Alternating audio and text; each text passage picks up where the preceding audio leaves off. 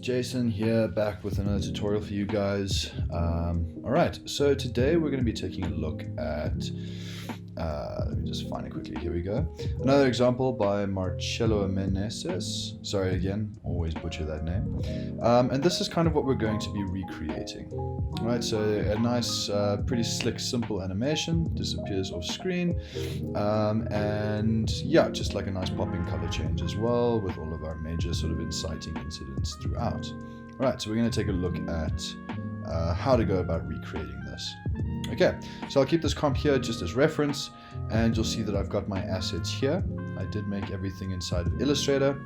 You'll see that I've got two sets of icons.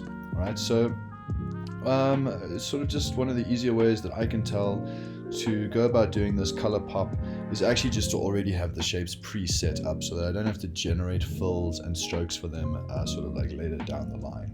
Alright, so that's what we'll be using there. So like I said, I've got my two. I've labeled their layers correctly there with color coding as well. And if I jump into assignment 1, which I can actually just relabel as recreation, you'll see that if I turn off all of my blue labeled layers, I there have my sort of like color, the different colored layers all lined up on top of each other. Alright, so let's set this up for animation first of all. Alright, so if we take a look at the motion involved, alright, so we can see some nice basic sort of like pops and scales coming off on the first one, very fast there. Let's try and ignore the color change for now, just so we don't get too confused. Our ball bounces up, it bounces off of that base one more time, just before it settles, and then it comes to rest. Alright, our square then obviously pops up, and our circle then pops up on top. Alright, just pay attention. If we take a look at that square, it rotates kind of like along the edge of that circle there, and then our circular ball as well just moves along the edge. Alright, so what we can do is just sort of like set this up for animation first. Alright, so our anchor points are very important where we put these. And one of the kind of ways to get around moving this square, let me just hide all of these for now. Let's shy them and get rid of them as well. Alright, so to get this to move sort of along the edge of that circle there, just trying to see quickly. Yep. So what I can do is if I move my anchor point into the center of my circle and then adjust the rotation, you'll see that I can now rotate along the edge of that circle. Unfortunately, moving the anchor point for our small ball, I do not believe. Well, yeah, I could kind of work. A little bit of position change might work as well. We'll see how that one goes. All right. So let us do this one step at a time. Alright, so we'll start off with our base. If I can actually click on the right thing. Let's hide everything else. And we're going to be working with our scale and position. Alright, so our scale, we're going to be scaling it in like so. Alright, you'll see because it's an Illustrator file, when I scale it, it's going to sort of like squash down that edge there. And what I can do is just quickly show you if you need to do something like this in the future, but you want to make it in After Effects, that would allow you to scale it without breaking the sort of like proportions of the stroke. So what I can do quickly is just to show you that, grab a rounded rectangle tool, drag out my shape. All right. And then you'll see that it generates contents and transform. Now, up until now, we've just been using the transform options, but if we go into contents, drag this up here so you can actually see what I'm doing. You'll see that we've got rectangle 1, and then we've got the path, stroke, fill, and then we've got its sort of macro transform options, I suppose you would call them. All right, so if we go to the stroke, what is the rectangle path? There we go. Cool. Rectangle path, we've got our roundness option, which is the roundness of those corners. So I can push that all the way up.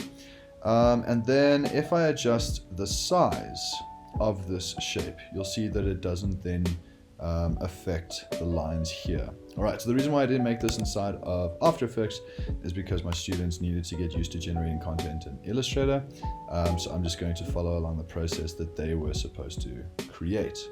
Okay, so let us see. Now, one of the ways that I can also make my life a little bit easier to sort of see my content that I'm recreating is if I click on the word recreation, the name of the composition at the top up here, I can select new comp viewer. That will make a sort of second screen. Push these out the way. I'm not going to need them for now. And you'll see that they've got these little lock icons. All right, and you'll see that this one is locked. All right, so what that means is when I jump now between compositions, the one that is not locked will obviously change, and the one that is locked will stay as is. All right, so I'm actually going to lock this one as well, just so I can see what happens. And if I then, dumbass. Okay, so it's not going to play. I'm actually then just going to copy it and paste it in here. Sorry about that. All right, so that will then just act as our reference guide. Okay, and I'll just kind of have that here. Turn that off for now so that we've got our base. Because it's locked. Okay, sorry. Yeah, so even if I close down the window, if that comp is sort of like locked, it's not going to adjust. All right, so scale and position. Let's see. So we start off at the sort of like midway point, sort of halfway through the screen. All right, so we can get ourselves there, nice and simple. Let's do that, and let us scale it down as well to about there. And we can actually use our align tool quickly and align it to the center of our composition. All right, so we've got position, we have scale, and we're also going to need rotation. I'm just going to jump back and forth here. It's easier than turning things on and off. So that falls, and as it falls, it scales out and it rotates ever so slightly. That happens over a couple of frames, and then it comes to rest. All right, so nice and easy. So we've got our keyframes there. At this point, it's roughly down here. This is back up to 100%, and it is slightly off kilter. Kilter? Let me know. Okay, so there it pops there. Jumping back across, pops, bounces back up, and then it drops lower than it did. All right, so it lands there. Let's give it 1, 2, 3, 4, 5 frames. So it goes up. So I've got a terrible memory, so I'm going to be jumping back and forth between this quite often. That hits, bounces up, comes down, and again sort of like lands, and then bounces up and down slightly. All right, so if I actually just bring up some rulers, what I can do is see where, okay, so this is where the first bounce occurs, and this is just going to give me an idea of where this is moving throughout. Okay, so that's 1, that's 2, and then its final resting point is down here. All right, nice. Okay, so it bounces, it goes up, and then it goes back down again. And then it goes up a little bit more, and then it goes to its final resting point, which I'll just say is there. All right, so if I play that back, yeah, it's just essentially going to look like that. In terms of where it rotates, okay, so once it hits the ground there. So what I can do is I can actually then tell it to toggle hold keyframe. So it goes, and then I can tell my rotation, toggle hold keyframe, and then I can just set this back to 0 degrees. That's going to play back. All right, and yeah, that's kind of looking about right. Bum, bum, bum. Okay, what we can do then is we can apply some easing, and we're essentially just going to need it on, I mean, probably not even on the scale keys. I mean, if I count it out, that takes a single frame, right? But, well, yeah, might as well try and stay as accurate to it as possible. Okay, there we go. So, boom. And let's just adjust the rotation as well then. Okay, so boom. Let's jump into the graph editor quickly. So we want it to snap off the ground.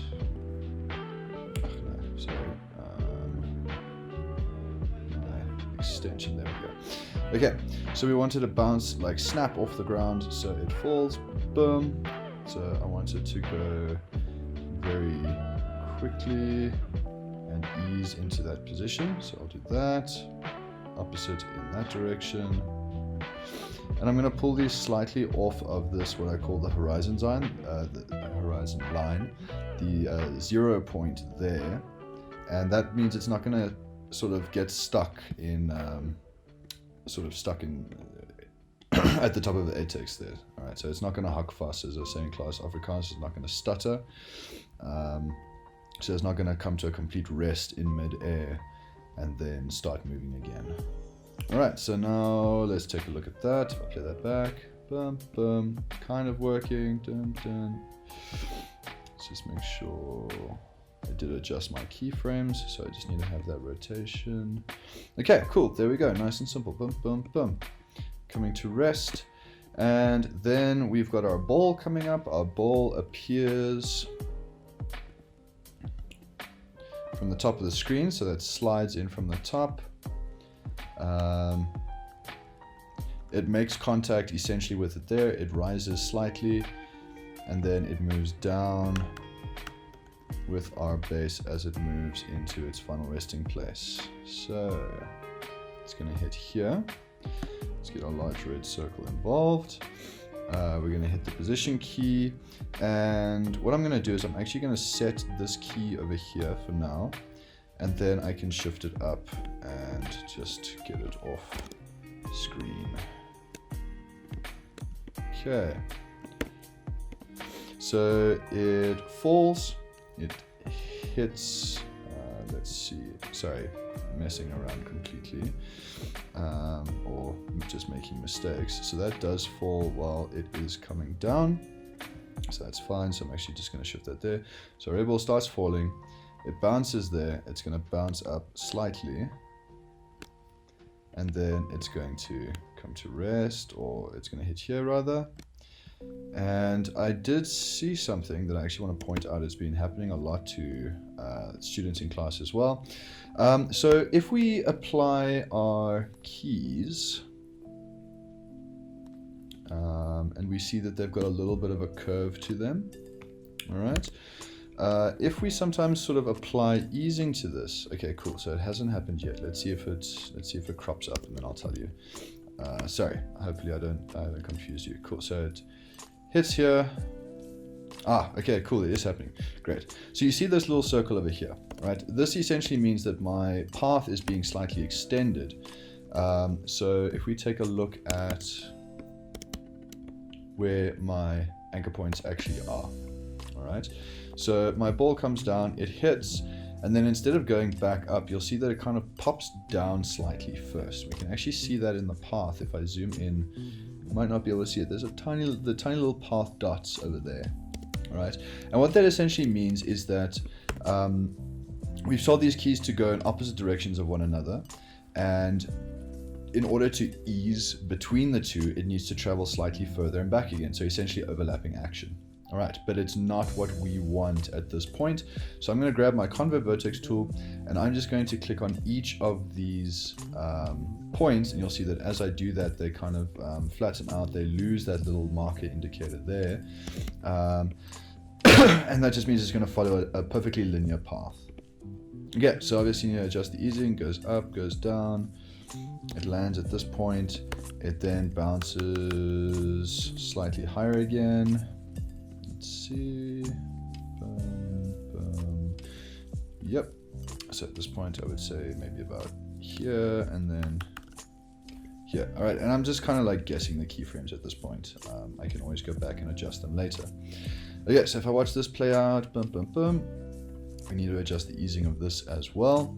So it's going to start off slow. It's going to hit the ground, or rather come into contact quite quickly. It's then obviously going to pop off of that quite quickly as well. Okay, like so. It eases into that position. Again, I'll pull those off the horizon line slightly. That is going to pop upwards. Let's see quickly. Sorry, opposite direction, like so.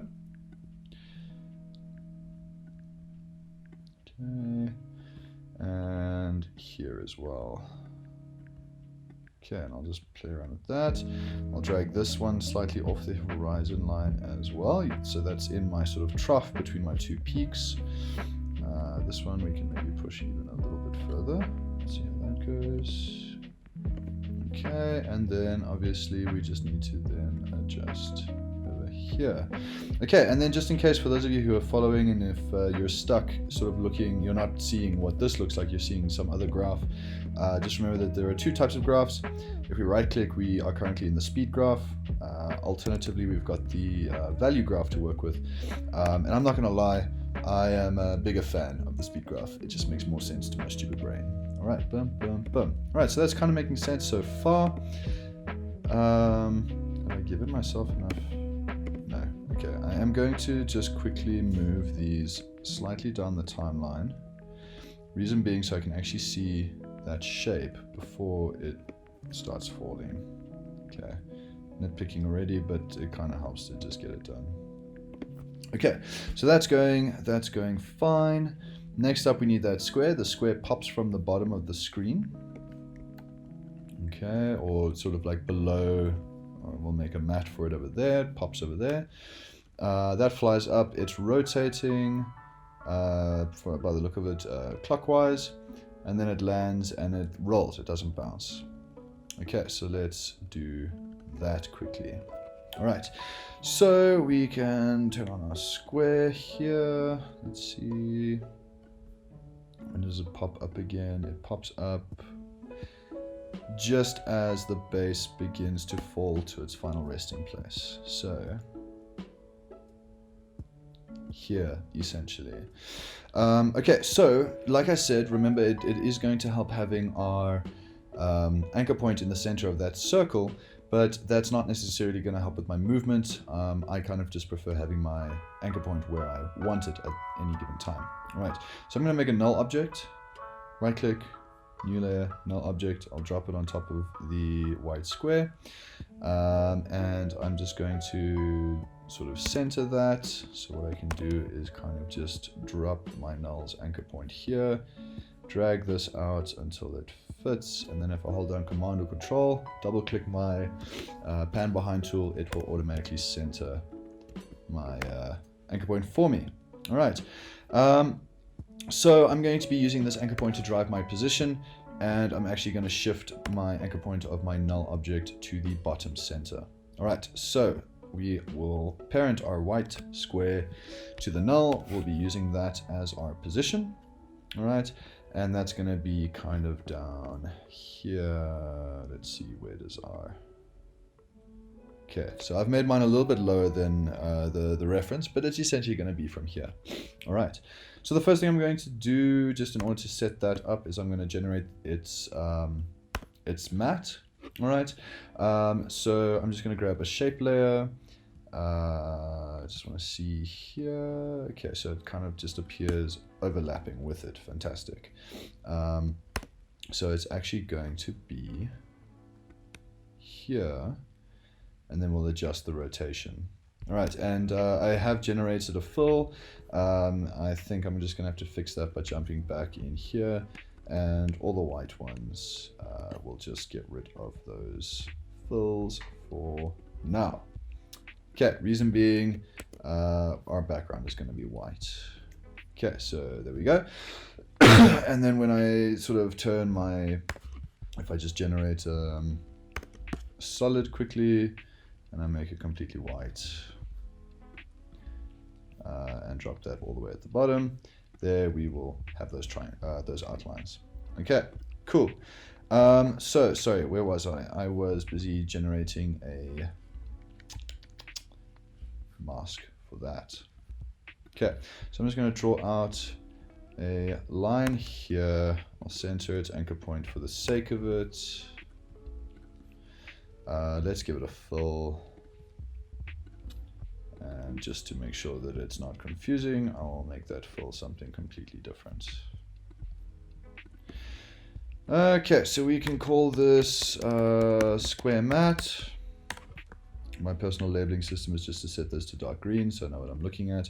This is going to sit above, sort of below the null object. We can actually relabel that as square null. Right.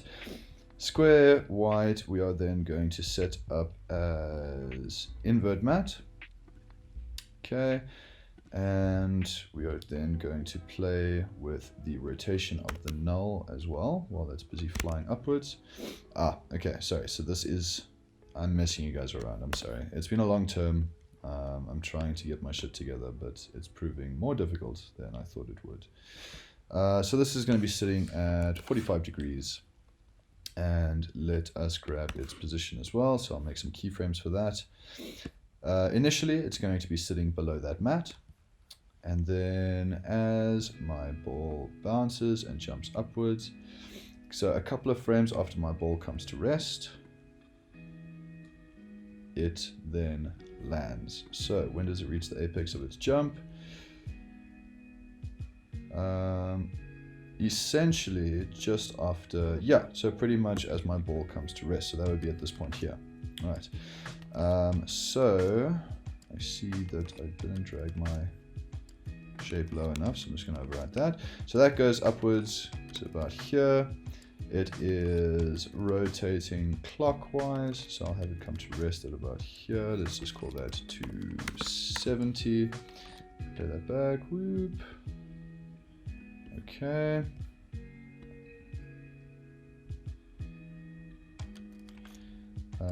That is about only half a rotation. So I think I rotated mine a little bit too far.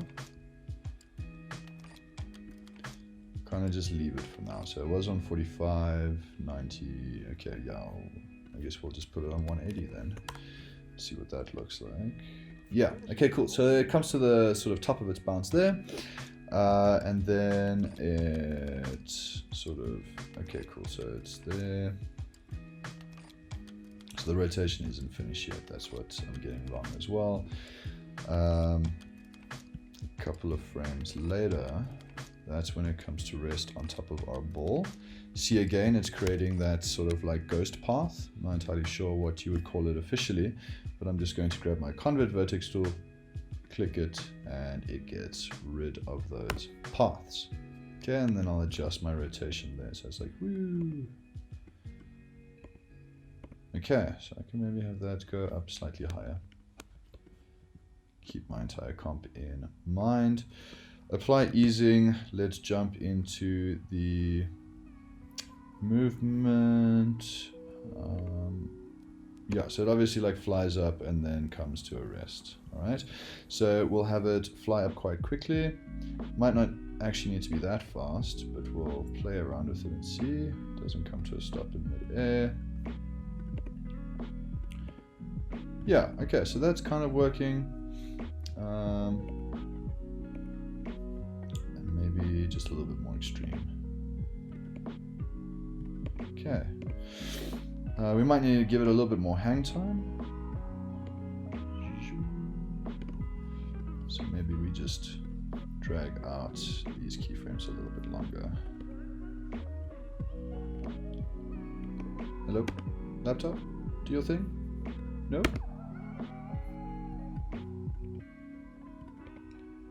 Okay, cool. So I'm kind of happy with that. Comes to rest. It's shooting out from below that mat quite nicely. Okay, so then what happens? So as it reaches kind of the apex of its jump, a little red circle jumps out from behind the big red circle.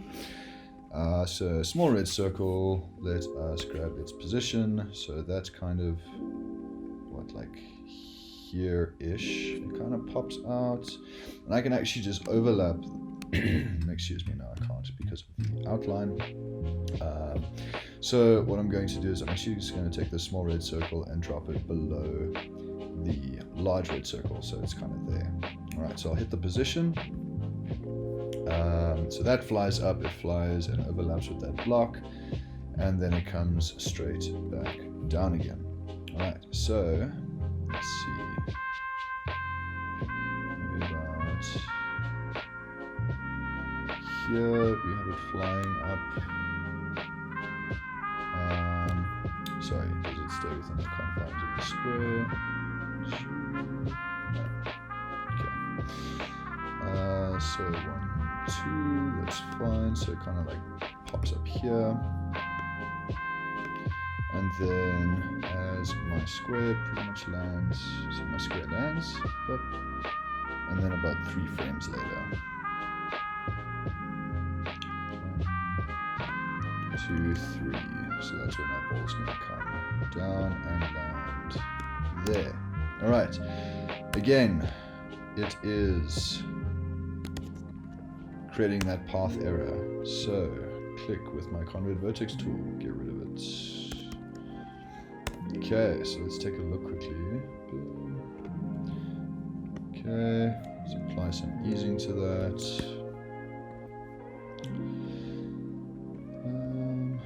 There we go, something like that. Not that high.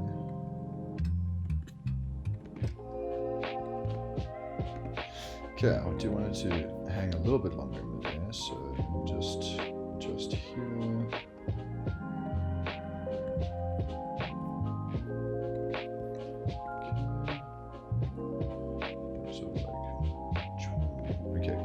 So then to make sure that it doesn't sort of reveal itself before I wanted to, there's a couple of things I could do for that.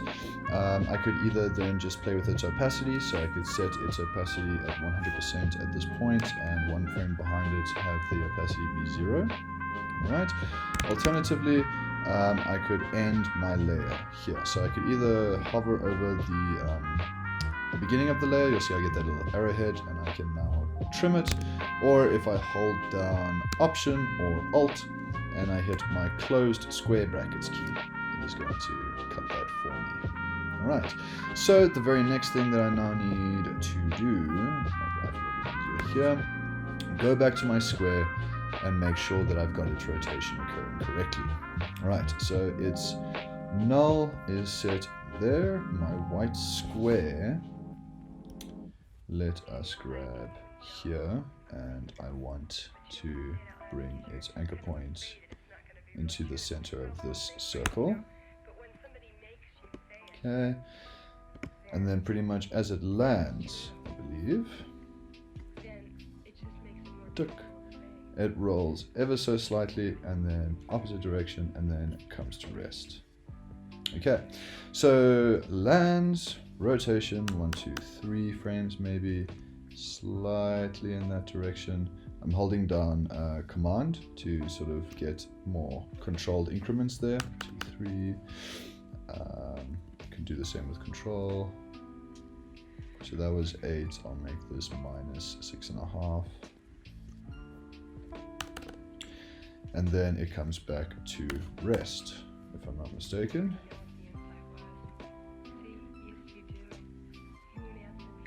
Yes, fantastic. Okay, easing.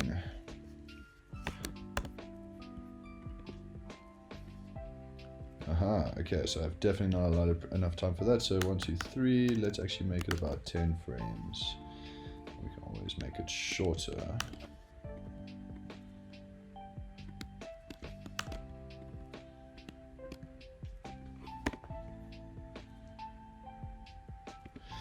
Okay, looking a bit better. Let's adjust that timing.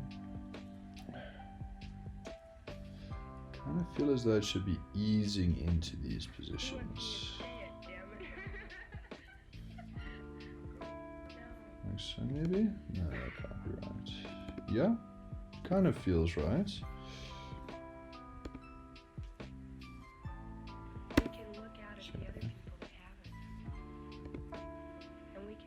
Okay, so if I take a look at it a little bit more carefully, the square itself is rotating sort of correctly. It's not rolling along the edge of the ball like mine is. So all that means is I just need to grab my anchor point tool again. Let's set that at the bottom center of my square. There we go. So that's looking, am I right? A little bit better? Yeah, it doesn't actually sort of move from left to right, it kind of just shifts. Okay, cool. Right, so I've kind of got it so far, obviously apart from the color changes.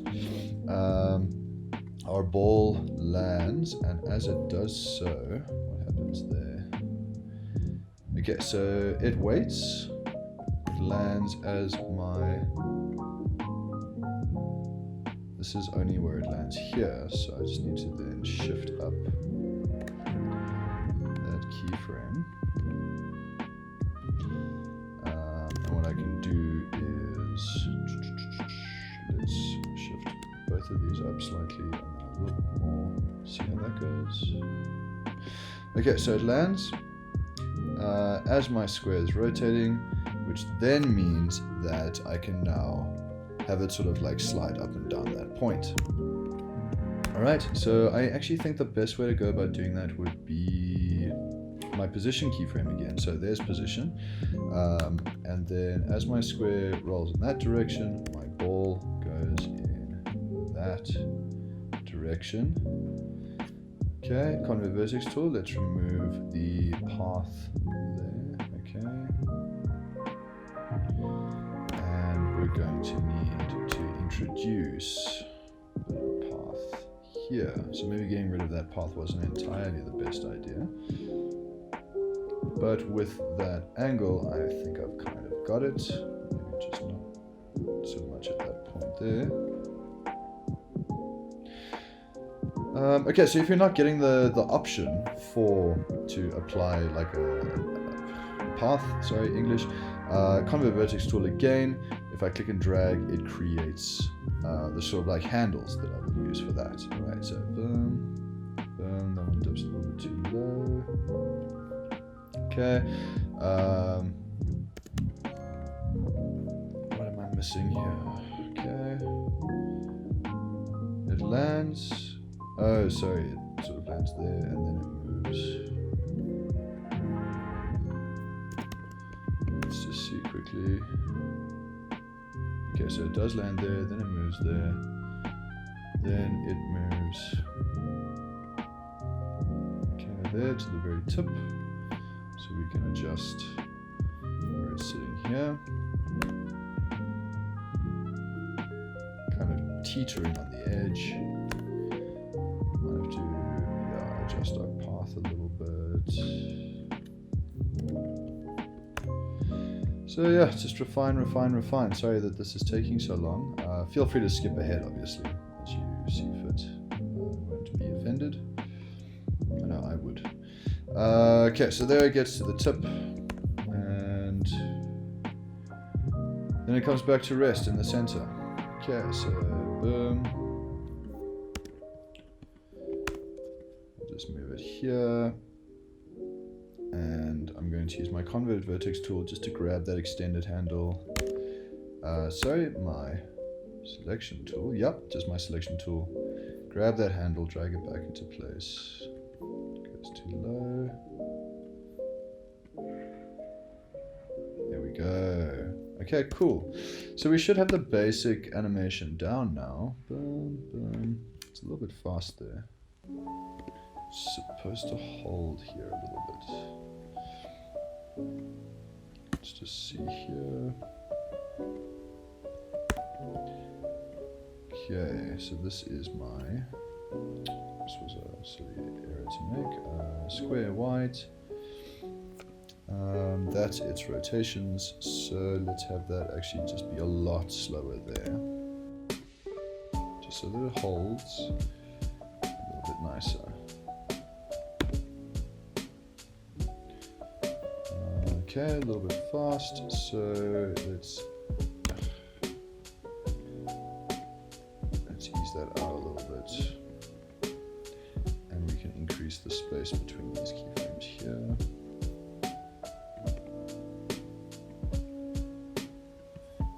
Small circle position. Oh, I didn't actually play with these, sorry. Let us see. Cool, so it goes, lands there. Then I guess it kind of does that. And then that. Yeah?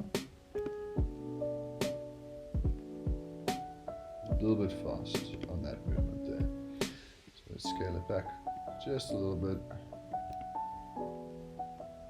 Okay, so I think for the sake of brevity, we'll call it there. The next thing that I want to show you is how I would go about doing these colors. All right, so like we saw earlier, I'm just going to quickly collapse all that and unshy my layers here. Okay, so here they sit. Just going to grab them and move them down so that they overlap correctly at the very end. Yeah, so we want to be pretty much at the end of our timeline here. Let's shift everything down so that it's overlapping.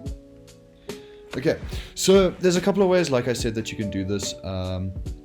But what I'm going to do is I'm kind of just going to be parenting everything to each other at this point.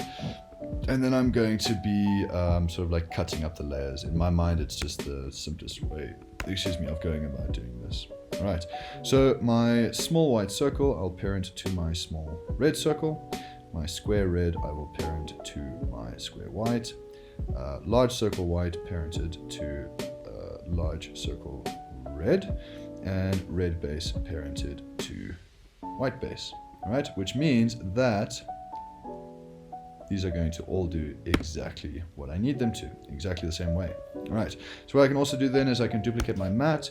I can put that above my square red. I can then set that to alpha matte inverted. All right, so that's been set up.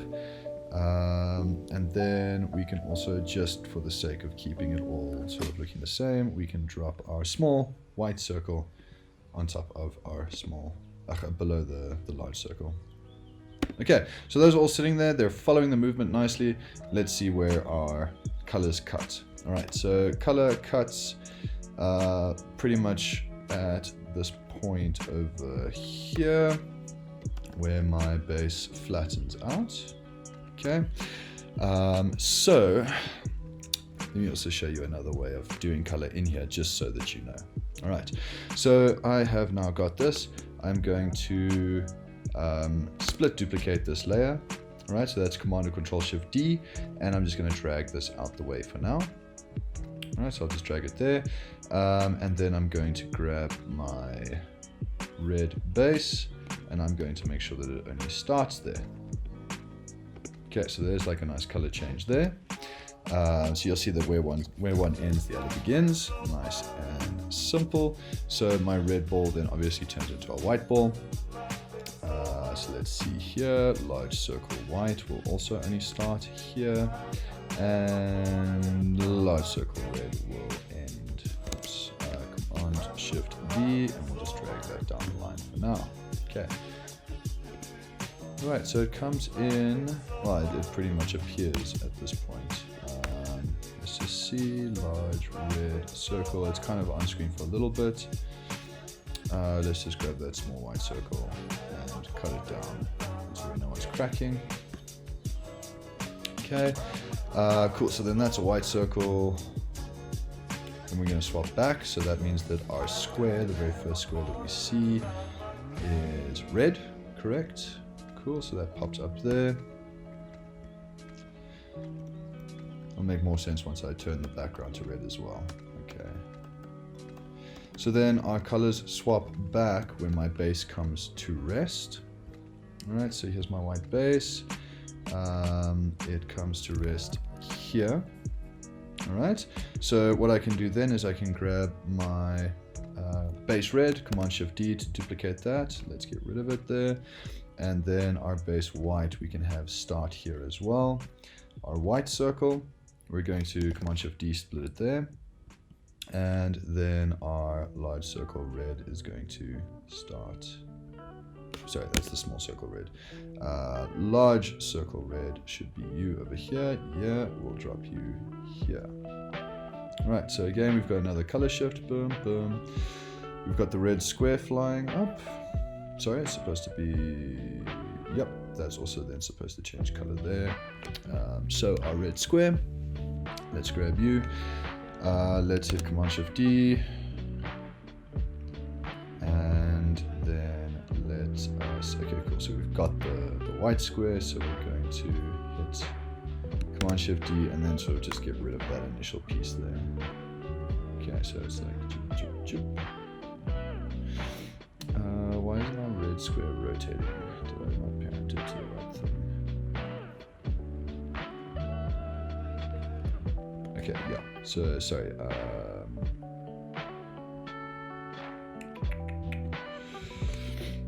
Where is my square red? There it is. That I'm going to. Oh, it is parented to the null. Okay, I'm just gonna have to see what is up with that. Let's do this quickly. Okay, so my colors change.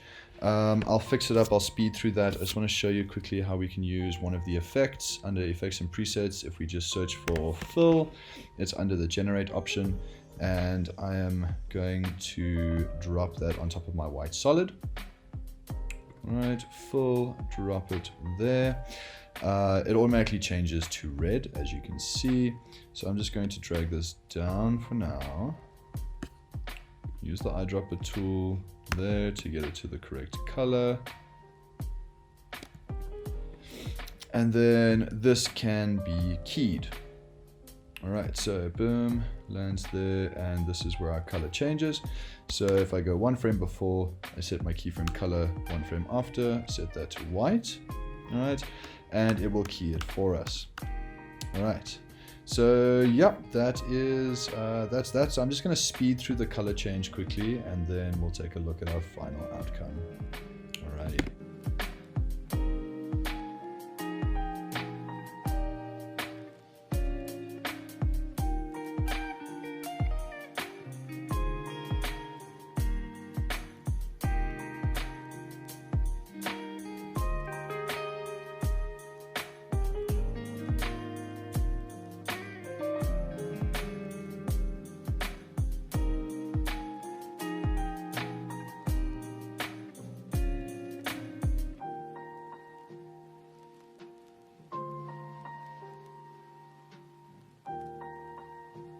Okay, I'm back. Yo, that took a lot longer than it should have. My apologies. Okay, cool. So I've now done that. You'll see that I've got a couple of discrepancies with like the line color and stuff.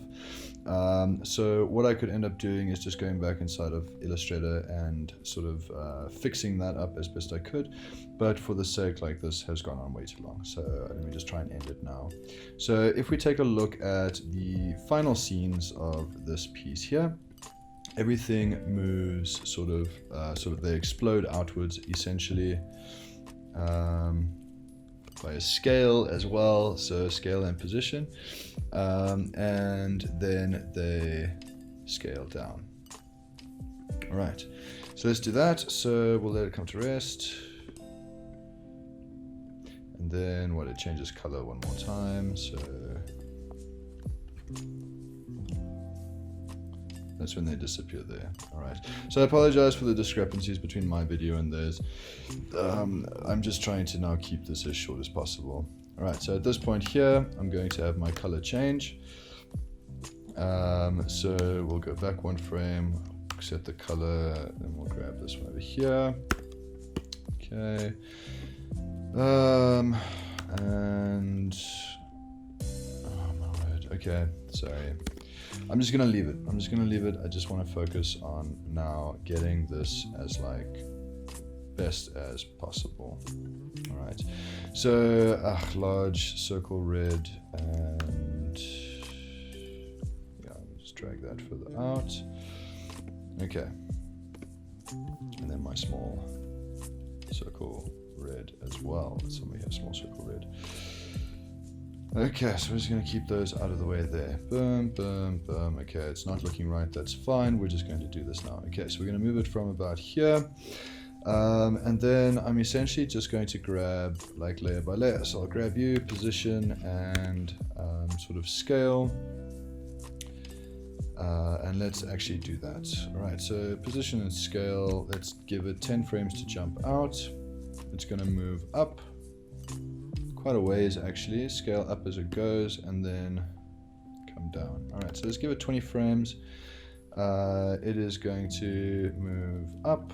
It's going to scale up slightly, so we can apply easing to those, and then 1, 2, 3. Maybe we just give it then half that at a time, and our scale disappears down to 0. Okay, so too slow. Let's drag that down. 2, 3, 4, 5. Something like that, maybe. Zoop, zoop. Okay, cool. And we can then play with the easing. Again, position and scale. Grab those keyframes 10 frames out. This one's going to jump up to about here. Okay, ignoring the white square now below it. Okay, and then just hiding that null for now.